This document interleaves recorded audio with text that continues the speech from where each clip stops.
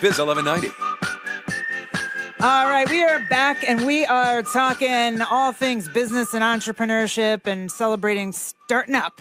James Oliver Jr. hanging out with us this morning, founder of WeMontage. And I love that your bio also says founder of the world's cutest twins. Co-founder of the world's cutest twins. Well, obviously. Excuse me for that, Mom. I didn't do it My myself. apologies.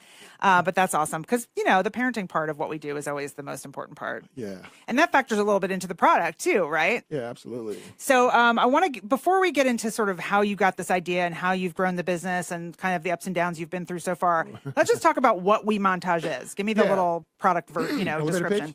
So WeMontage.com is the world's only website that lets you take your digital images, create a large custom collage, and we will print and ship it to you on removable wallpaper. And so does it come like in a roll? No, it's like this. It comes on a big flap. Okay. I like that you're like, well, we're on the radio, but the people on Facebook Live can see. So, there you go. So this there you go. It peels on and off like that. So yes, it does come on the roll. Very cool. And then you just put it on the wall. Exactly. And it peels off super easily. We're getting a little demo if you're listening. Exactly. If you're listening, you can see our demo. If you're listening, check out our Facebook Live later and you can actually see it. But anyway, so how long have you been in business? I completed an accelerator in 2013, April 2013, so 4 years. Okay. So where'd the idea come from? My wife was watching an interior design show on HDTV. They were in her family's basement, covering the wall with these big, beautiful collages. And it was literally like the proverbial aha moment. I mean, like clouds parting, angels singing. You know, I wanted one. I had some wonderful pictures from my wedding in the Dominican Republic. I literally stayed up all night long trying to figure out how they did that. And, you know, it was clear there was no way to do it. They were working for some fancy print shop in Manhattan. So there was no way to do it. I wanted it, so I created a way. I created WeMontage. So you're like, I can do this. Now, what were you doing at the time? Because I assumably you just didn't sit around and watch HGTV all day. Well, you know, a few years back, I mean, I've known for a long time that I was an entrepreneur. And my route's been very circuitous, but that's because I wasn't really honoring that truth for myself. And, you know, I just made a decision that, you know what, I'm an entrepreneur. That's what I would believe I was put on earth to do work-wise. Yeah. And I'm just going to plant my flag in the ground and take a step in that direction, knowing that. So I decided to start a business plan consulting business. We were living up in Northeast Wisconsin at the time. And I knew that wasn't going to be a long-term play because it doesn't scale and a variety of other reasons. Yeah. But I'm like, if I just take the first step, you know, the journey of a mile, 1,000 miles begins with the first step. So I took the first step, and I knew eventually I'll be directed in some other more meaningful, sustainable way. So at that point, you already had your own business. Yeah. Okay. So this was like a new business venture. Right. Okay. So yeah. So this was, you know, it was heavy tech and, you know, a lot of custom software, and I don't know how to write a line of code. I mean, like, who does that? So you don't have to. Is your point? Well, I cleaned out my savings, and we had a beta version of the website built. And one of my buddies on my advisory board, he wrote the original iPhone and iPad app for Pandora. Oh wow! And you know, he told me that you know, when you're building software, you can build it really fast, really inexpensive, or really well, but you only get to pick two. Yes. I'm like, oh, now you tell me, right? So like, I got PBR.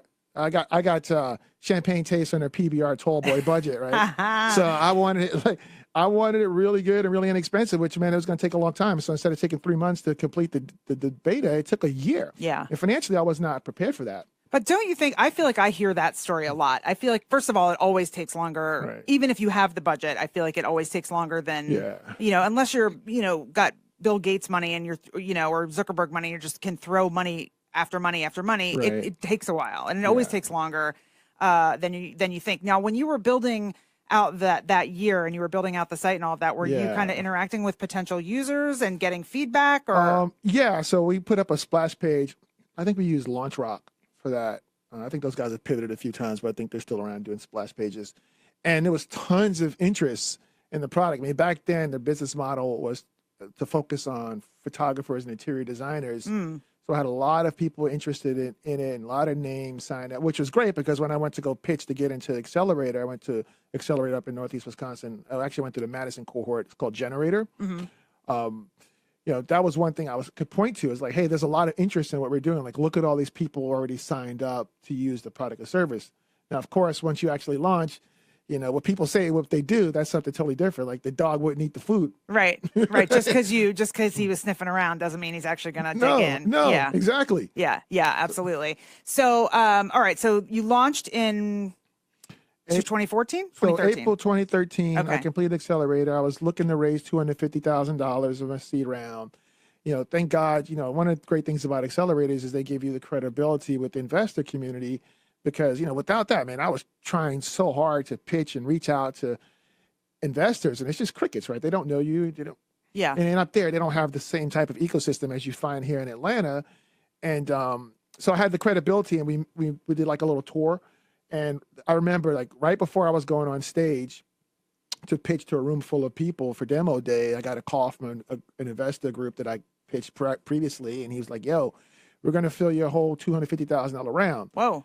And I just dropped on my knees. I was going to say, did you weep? Because I might have cried. I dropped on my knees and I just like, thank you, God. Like I had sacrificed so much to get to that point. And, by the way, my wife was pregnant with twins. It's funny, She's like, I'm working on this, honey. Like, right. Yeah. So, one thing I'll say is like when your wife decides, she wants to have kids, like there's going to be some kids. Yeah. There's going to be some babies, right? Yeah. And you better bring home the bacon. Right. So, but the crazy thing is like 2 days after, before I was supposed to start the accelerator, we had to prematurely 3 months early deliver the twins because of some complications that with happens my a lot son. with twins. Yeah. So they only weighed 2 pounds when they were born. Wow. So that was 2 days before I started this accelerator. So essentially I gave birth to triplets. Yeah. And you just imagine like the stress of all that. Sure. My son literally fighting for his life in the NICU, spending tons of time there, working to build an MVP in time for demo day with a super talented developer on my team who was really unreliable, really talented, and just like I swear, like you could have walked up to me and said boo, I would have started crying. I cried every day. I was up every morning at 2 a.m. from the stress of it all. I feel like that's the stories you don't hear. No. 10 years later, people forget about the crying. But it happened. Yeah. No, James Oliver Jr. hanging out with us this morning, founder of WeMontage, and we're kind of talking about his journey. And so you did obviously have some very good success with this, not just in terms of product sales and what the product is and interest and all of that, but you've been covered on national TV a number of times. How did you make all that happen? So that's a great question. So we've been on the Today Show 3 times, DIY Network, Martha Stewart's blog called it the core item, all homeowners should know. Good Morning America, Money Magazine. I was on CNBC's version of Shark Tank. So who'd you sleep with? No, I'm just kidding. So no, that's a great question though. So that's a great question though. So I think a lot of founders, they really desperately need PR for their business to get out there, right? Everybody's like, I want to have that guy's secret sauce. I will tell you, you can do it. Like you don't need to pay an agency. So here's my 3 best tips. Like, got a pen? Write it down. 3 tips are now I'm not all this pressure, right? So tip number 1 is like build your community before you need it. Okay. Right? Like get in some Facebook groups, get in some LinkedIn groups, build relationships, add value when you can. Yep. Right? So that when you need something, people are keen to help you. Yeah. Tip number 1. Tip number 2, learn how to send cold emails. People communicate asynchronously. Yeah. Right? Don't call them on the phone because they ain't going to answer and they ain't going to call you back. So don't waste your breath leaving a voicemail. Yeah.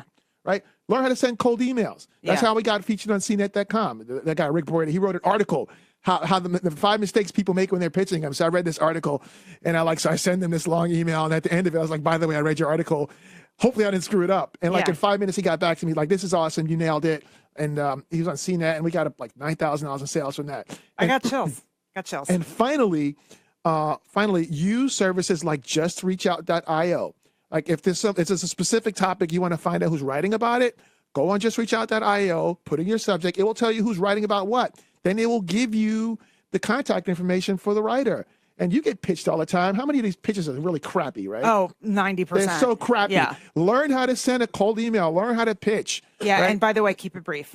Yeah, keep it just a couple of sentences. Right. Nobody cares about the life story. And don't give me a couple sentences and no link. Right. Hey, put a link. You better know what the person does that you're pitching. Make it relevant. Yeah. Right. Just short, 100%. sweet, right between the eyes. Those 3 tips, that's like $100,000 worth of advice right there. I love that. Well, also to that end, you have a book out too. Yes. With lots of tips. Well, yeah, my book's called The More You Hustle, The Luckier You Get.